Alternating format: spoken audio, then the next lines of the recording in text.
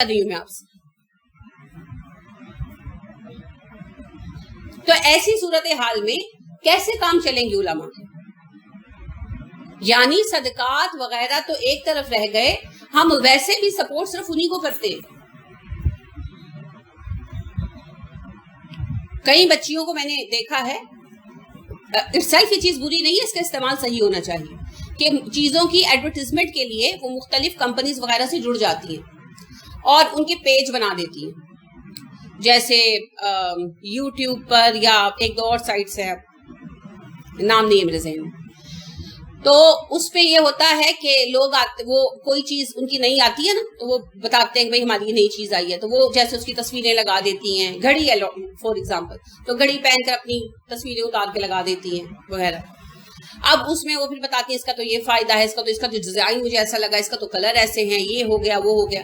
اب اس سب کا نتیجہ یہ ہوتا ہے کہ لوگ جو پیج اس کا دیکھ رہے ہوتے ہیں وہ لائک کرتے ہیں، اور اس کی وجہ سے فرض کریں 100 لوگوں نے دیکھا، ان میں سے 2 نے خرید لیا. اب جتنی لائکس وغیرہ ملتی ہیں اور ان کی ایڈورٹیزمنٹ ہوتی ہے، وہ پھر اس حساب سے پے کرتے ہیں. ٹھیک ہے، تو بچے اس سے ارن کر رہے ہیں، کئی بچیاں اس سے ارن کر رہے ہیں. میں نے کہا یہ ایک فیلڈ ہے، بری نہیں ہے، اس کی حدود و حدود کا خیال رکھا جائے تو. اب یہ ایک ذریعہ انکم ہے. میں آپ کو وہی عرض کر رہی ہوں کہ اس میں بھی یا اداکار کما رہے ہیں یا پیر بابے کما رہے ہیں، عالم کے لیے پھر کوئی جگہ نہیں. ہم نے ہر طرف سے عالم کے لیے راستہ بند کر دیا، ڈیڈ اینڈ. اور پھر ہم چاہتے ہیں کہ ہماری امت کی کریم عالم بنے. کیسے؟ جینا تو انہوں نے بھی ہے. ٹھیک ہے، تو اللہ رب کریم نے کہا بستیوں پر عذاب اس لیے آیا کہ انہوں نے معاشروں کو بگاڑ سے نہیں روکا. کون روکے گا معاشرے کو بگاڑ سے؟ عالم.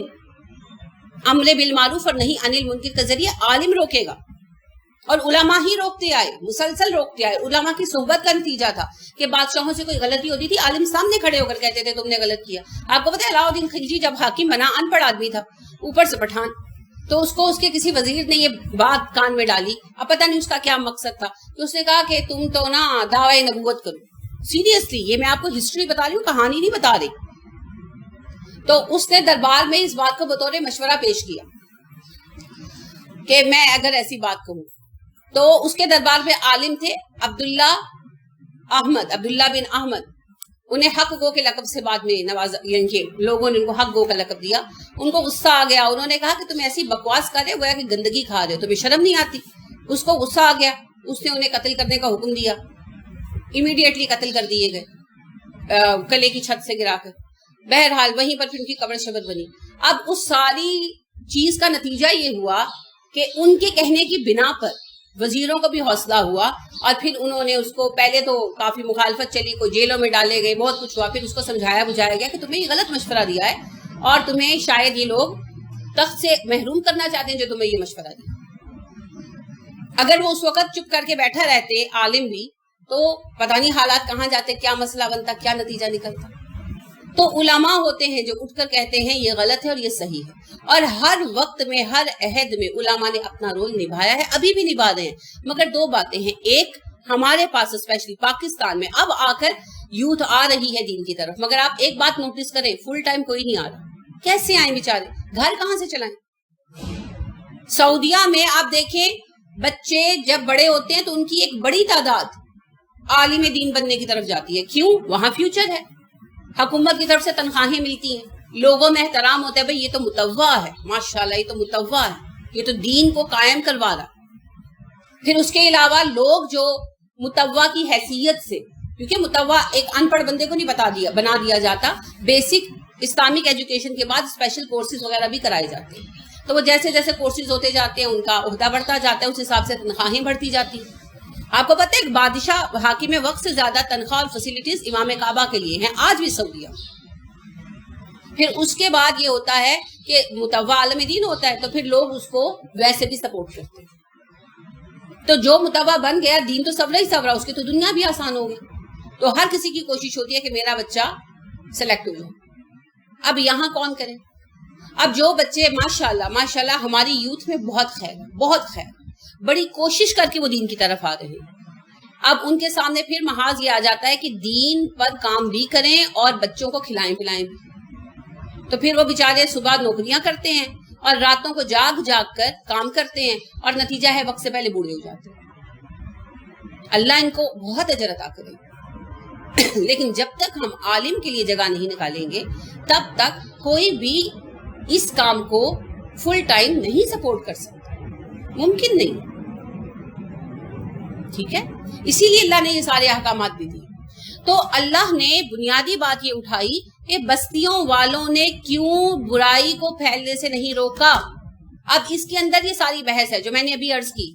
کون روکے گا برائی پھیلنے سے؟ عالم دین روکے گا. وہ عالم دین جس کے پاس علم ہوگا, جو حق پرست ہوگا. کب علم سیکھے گا وہ فراغت کے ساتھ؟ کب وہ حق پرستی اختیار کرے گا؟ جب وہ دنیا سے بے نیاز ہو, اسے بے فکری ہوگی دنیا کی, تب وہ حق پر کھڑا ہو سکے گا, ورنہ نہیں ہو سکے گا. اور جب تک ہم ایسے پڑھے لکھے حق کہہ دینے والے علماء کا گروہ قائم نہیں کرتے تب تک فساد نہیں رک سکتا. تو اس کے لیے ہمیں صرف دعا نہیں مانگنی, پریکٹیکل کام بھی کرنا. تب جا کر ایک بڑا گروہ نوجوانوں کا آگے آئے گا جو دین کے کام کرنے کے لیے اپنے آپ کو وقف کر دے. اور جب ایسا ہوگا تو چینج بھی آئے گا. ایسی کوئی بات نہیں کہ نہیں آئے گا, نہیں, بہت چینج آئے گا. آپ دیکھیں کام ہو رہا ہے نا, چینج آ رہا ہے نا. آپ 10 سال پہلے کے فساد کو رب کے فساد کو دیکھیں تو پتا چلتا ہے نا کتنا فرق پڑا ہے. تو 10 سال پہلے کی اصلاح اور اب کی اصلاح کو دیکھیں تو اس کا فرق بھی بہت ہے. ایسی بات نہیں. 10 سال پہلے قرآن پڑھنے کا رواج ہی نہیں تھا. اب لوگ کم از کم پڑھ تو رہے ہیں. 10 سال پہلے وایا پہننے والوں کا مذاق اڑایا جاتا تھا. اب لوگ کم از کم احترام تو کرتے ہیں چاہے پہنے یا نہ پہنے, ہے نا.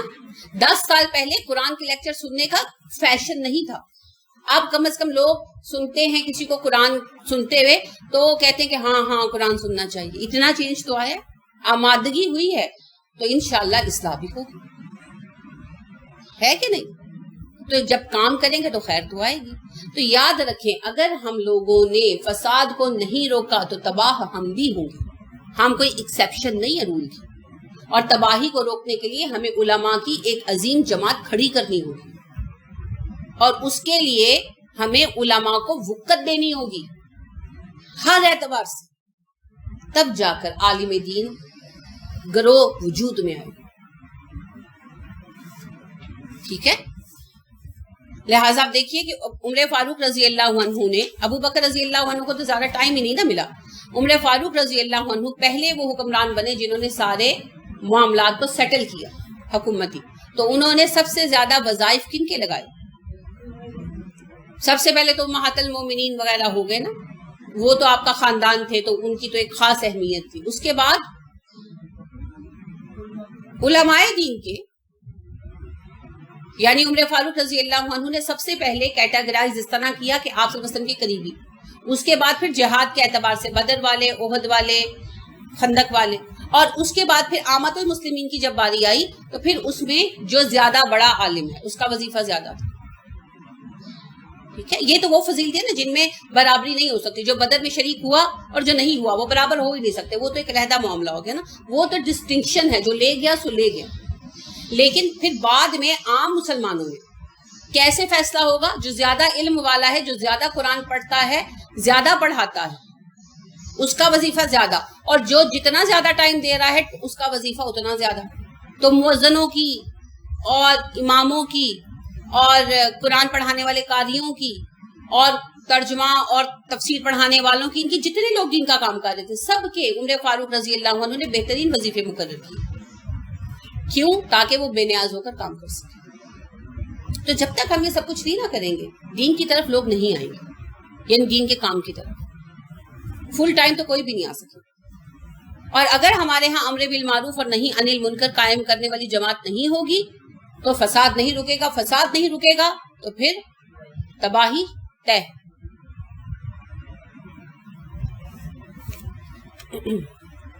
پھر اللہ نے اس کی ایکسیپشن بھی بیان کر دی.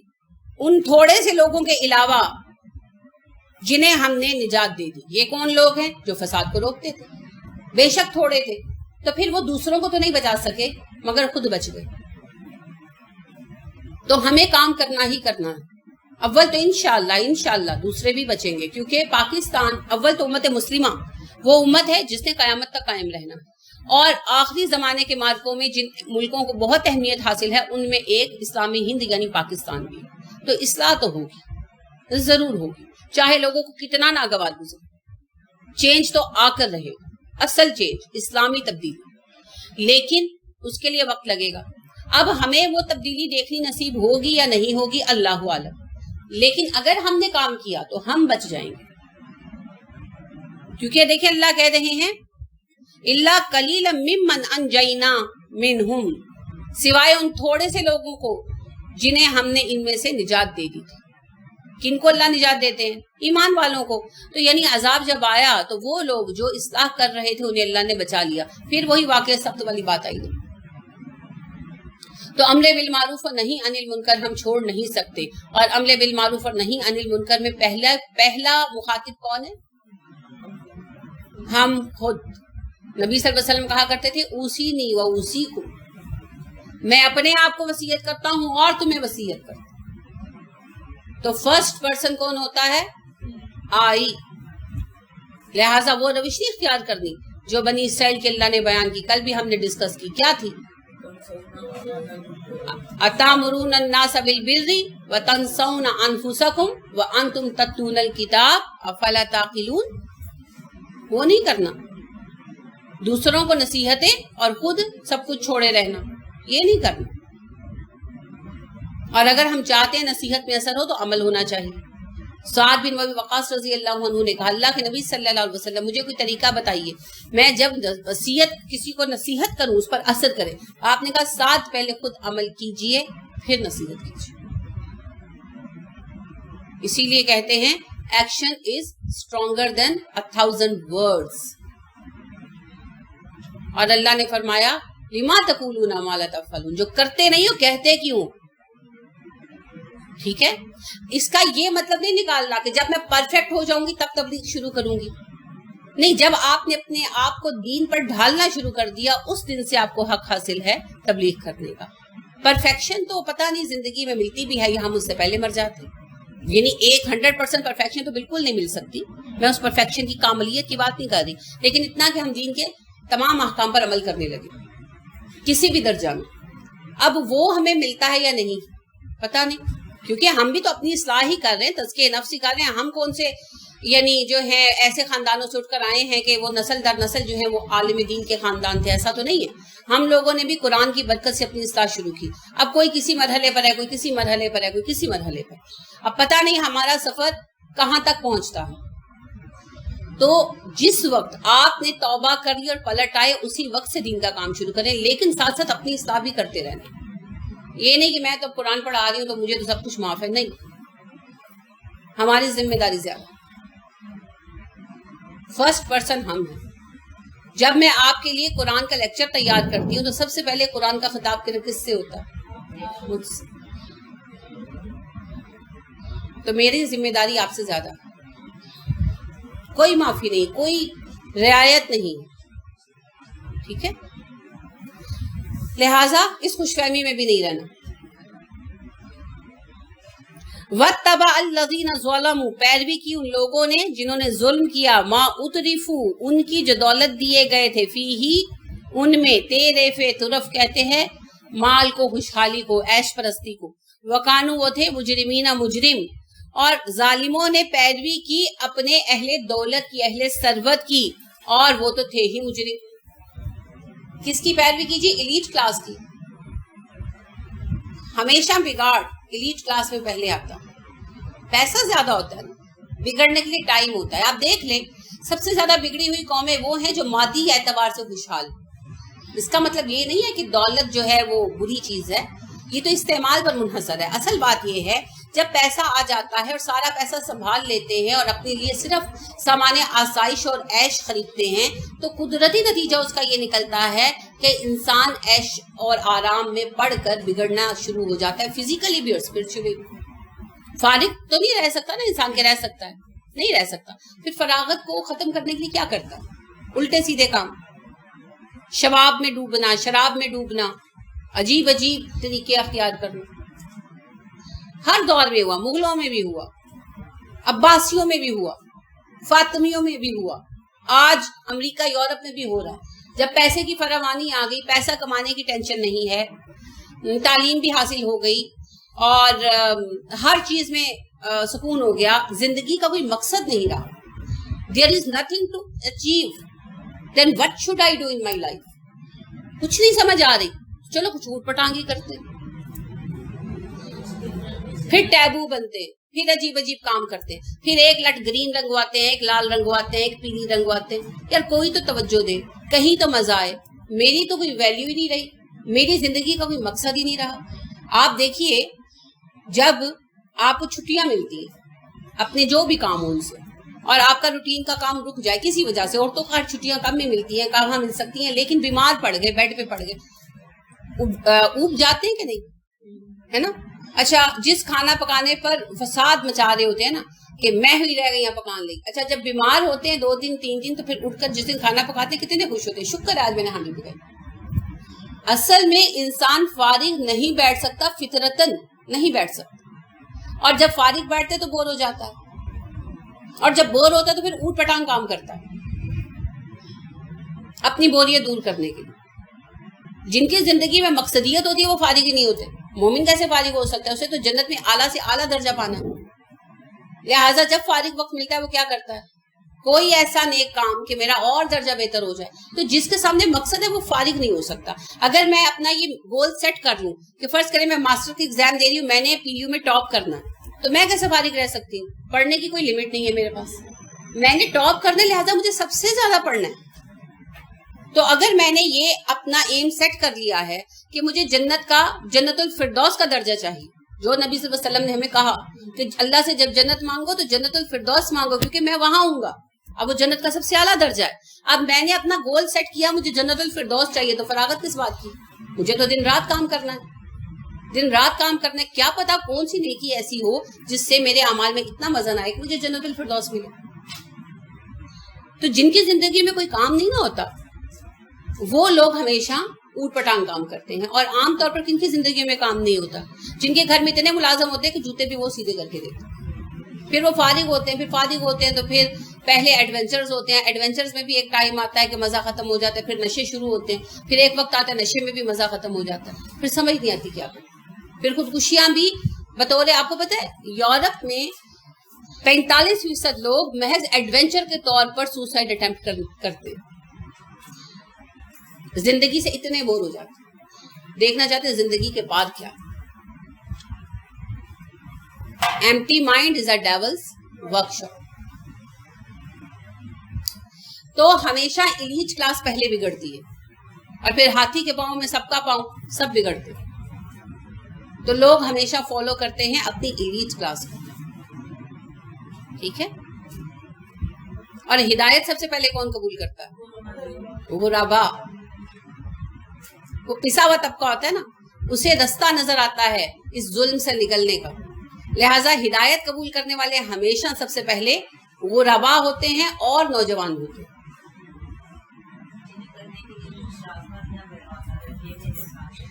بالکل، جنہیں کچھ کرنے کے لیے دیکھیں دونوں طرف صورتحال ایک ہی ہے، لیکن حالات کا فرق ہے. ایک طرف وہ نوجوان ہیں جن میں بہت کچھ کرنے کا جذبہ ہے، غربت نے راستے روک رکھے ہیں اور ظلم کی وجہ سے انہیں ان کا حق نہیں مل رہا، تو انہیں اپنے حق نظر آتا ہے کہ جب یہ دین بطور نظام قائم ہوگا، سسٹم کی طرح چلے گا، تو ہمیں ہمارے بچوں کو ہمارے حقوق ملیں گے، تو وہ اس کی طرف آتے. تو ان کی راستے کی رکاوٹیں کچھ نہ کر سکنا، ان کی مسکنت انہیں پلٹاتی. اور دوسری طرف حالت امیری میں جو مسکنت طاری ہوتی ہے نا، کچھ نہ کر سکنا، اس میں پھر انسان گمراہی کی طرف مڑتا ہے، کیونکہ اس مسکنت کے ساتھ پتہ ہے کیا ہوتا ہے؟ عیش. مجبوری نہیں نہ ہوتی، عیش ہوتی، اس لیے پھر وہ گمراہی کی طرف لے کے جاتا ہے. تو اللہ رب کریم نے کیا کہا؟ لوگوں نے پیروی کی ہمیشہ کس کی؟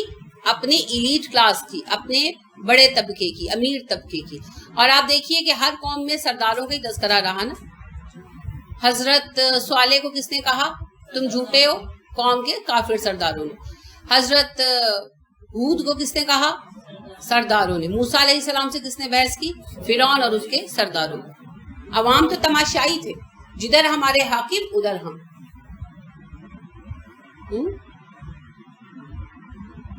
تو یہ سوچنے کی بات، ہمیں اپنی عقل بھی اختیار کرنی ہوگی، اس کا استعمال کرنا ہوگا۔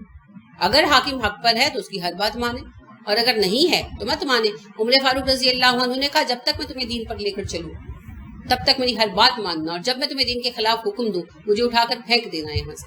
مثلا وہ کھڑے تھے نا، ممبر پہ کھڑے تھے، کہنے کہ مجھے یہاں سے اٹھا کر پھینک دینا، کہ مجھے معزول کر دینا۔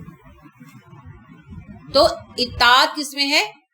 اطاعت بالمعروف، اطاعت صرف معروف کام میں، برائی میں اطاعت نہیں کرنا، نہ امیر کی، نہ شوہر کی، نہ ماں باپ کی، اطاعت صرف صحیح کاموں میں۔ تو یہ جو پیروی ہے نا، بھیڑ چال، یہ بہت خطرناک چیز ہے، اس سے بچنا ہوگا، ہمیں بھی سوچنا ہوگا۔ جتنے فیشن، جتنی چیزیں نکلتی ہیں وہ ایلیٹ کلاس سے ہی نکلتی ہیں، اور پھر وہ عوام میں وہ بگاڑ عام ہوتے چلے جاتے ہیں۔ تو ان ساری چیزوں سے ہمیں بچنا ہوگا۔ صحیح اور غلط کو پیمانہ بنائیں، دولت کو، امارت کو پیمانہ مت بنائیں، اس سے کوئی فرق نہیں پڑتا، ٹھیک ہے؟ آدمی کو آدمی رہنے تو بہتر ہے یہی، جس کی تم پوجا کرو گے وہ خدا بن جائے گا۔ واہ اور ماں نہیں کانا ہے رب کا تیرا رب، لیہلکا کے ہلاک کر دے القرا بستیوں کو بے ظلم، ظلم کے ساتھ، واہ اور اہلھا اس کے رہنے والے، مصلحون اصلاح کرنے والے۔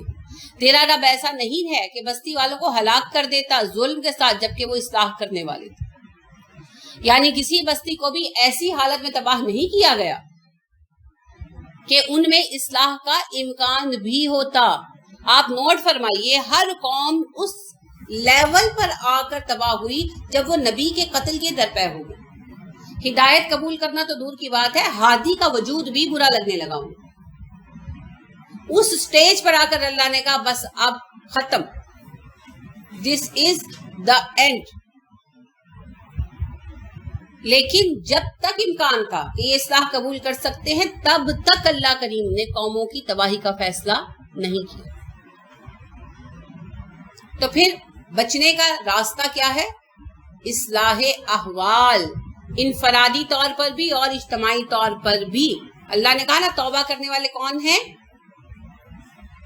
کون ہیں توبہ کرنے والے؟ جی، توبہ کن لوگوں کی قبول ہوتی ہے بھائی؟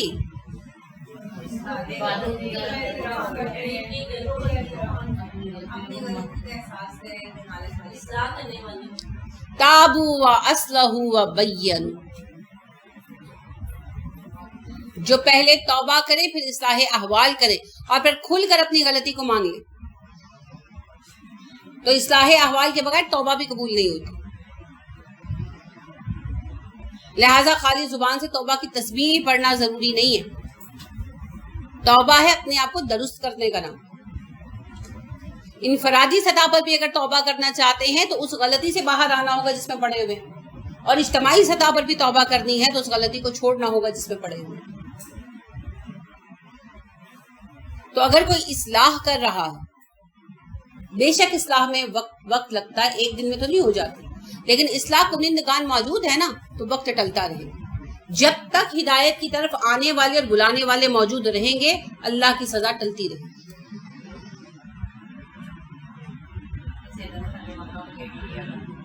جی، فتح مکہ کو اللہ نے مسلمانوں کے لیے لیٹ کیا تھا۔ ہاں، جب نبی صلی اللہ علیہ وسلم مکہ میں تھے تب جب کفار نے یہ اعتراض کیا تھا کہ عذاب کیوں نہیں آتا، تو اللہ نے کہا جب تک آپ صلی اللہ علیہ وسلم اور مومن موجود ہے جو استغفاریں کرتے ہیں یہاں عذاب نہیں آئے گا۔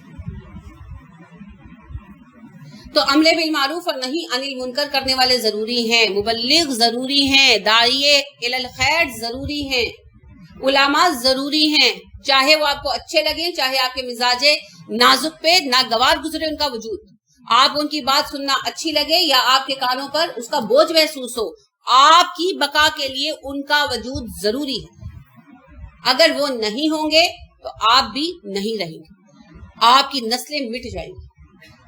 اگر چاہتے ہیں کہ آپ رہیں، آپ کی نسلیں رہیں، تو اپنی بقا کے لیے علماء کے طبقے کو سپورٹ کرنا ہوگا، علماء حق کو۔ مبلغوں کو برداشت کرنا پڑے گا، ان کی بات سننا پڑے گی. داعیے الی الخیر کی دعوت قبول کریں یا نہ کریں وہ سیکنڈ بات ہے، مگر داعیے الی الخیر کو برداشت کرنا پڑے گا. حق کی دعوت دینے والے فرد اور جماعت دونوں کو قبول کرنا پڑے گا.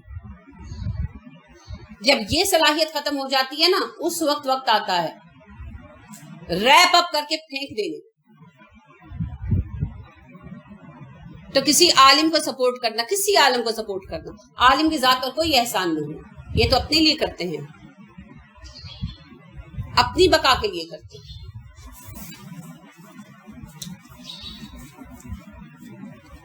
تو جب تک اصلاح کا کام ہوتا رہے گا تب تک عذاب ٹلتا رہے گا، مدت ملتی رہے گی. اللہ کے پاس وقت کی کوئی کمی نہیں، وقت تو خود اللہ کی مخلوق ہے. وَلَوْ اگر شاء چاہتا ربو کا تیرا رب لجعلا تو لازمن کر دیتا الناس انسانوں کو امتن واحدتن ایک ہی گروہ. ولا یزالون ہمیشہ لگے رہیں گے مختلفین اختلاف کرنے میں الا سوائے اس کے من جس پر رحمہ رحم کرے ربو کا تیرا رب. یہ ہمیشہ اختلاف کرنے میں ہی لگے رہیں گے سوائے ان کے جن پر تیرا رب رحم کرے. اور اس معاملے میں آپ کو پورے شرح صدر سے کہتی ہوں کہ اس معاملے میں میرے رب نے مجھ پہ رحم کیا ہے، لہٰذا میں ان سب اختلافات کو اب کوئی اہمیت نہیں دیں، صرف قرآن کی خدا، کیونکہ اختلاف سے بچنے کا ایک ہی راستہ ہے، قرآن و سنت، اور کوئی راستہ نہیں، کوئی طریقہ نہیں. اللہ رب کریم آپ کو بھی اس نعمت سے آشنا کرے. اور جب آپ کو یہ دلیل مل جاتی ہے نا تو پھر آپ کو کہنے والوں کی بھی پرواہ نہیں رہتی. سیریسلی آپ کو وہ اطمینان قلب مل جاتا ہے کہ آپ کو اختلافات کی پرواہ نہیں رہتی. آپ کو وہ شرح صدر مل جاتا ہے کہ آپ کو ہر بات کلیئر نظر آنے لگتی ہے. سم ٹائم آپ کوئی بات کنوے نہیں کر پاتے، سم ٹائم آپ دوسرے کے دل میں نہیں اتار پاتے، وہ سب علیحدہ مسائل ہیں، مگر آپ اپنی جگہ مطمئن ہوتے. یہ اطمینان قلب، یہ شرح صدر اور دلیل پر مطمئن ہوتے، ڈھیٹ پنے پر مطمئن نہیں ہوتے. اب یاد کریں اللہ نے کہا، کل ہی آپ نے پڑھا پرسوں، کہ یہ لوگ دل کے ریب کا شکار ہے، ان کے دل مستقل مضطرب ہے نا. اس طرح کیوں ہے؟ کیونکہ خود شک میں پڑے ہوئے صحیح ہے کہ غلط ہے. اس کے الٹ ہے ایک بات، اور وہ ہے اطمینان قلب مل جانا، میں دلیل پر کھڑا ہوں. جب یہ اطمینان قلب دلیل پر مل جاتا ہے نا، پھر آپ پرسکون ہو جاتے ہیں، چاہے دوسرے آپ کی بات مانے یا نہ مانے. اسی لیے تو لوط علیہ السلام جو تھے، ایک بندے نے بات نہیں مانی مگر ان کو ڈپریشن نہیں ہوا. کیوں نہیں ہوا؟ کیونکہ انہیں پتا تھا میں صحیح ہوں، یہ نہیں مانتے ان کی مرضی. وہ جو اطمینان قلب آتا ہے، وہ جو شرح صدر آتا ہے، وہ جو مضبوطی آتی ہے دلیل کی وجہ سے، قرآن اور سنت کی وجہ سے، وہ دوسرے کسی کو آپ اس کے ذریعے فائدہ دے سکیں یا نہ دے سکیں، وہ آپ کو اتنا عظیم اطمینان قلب دیتی ہے، اتنا عظیم شرح صدر دیتی ہے کہ آپ پرسکون زندگی گزارتے ہیں.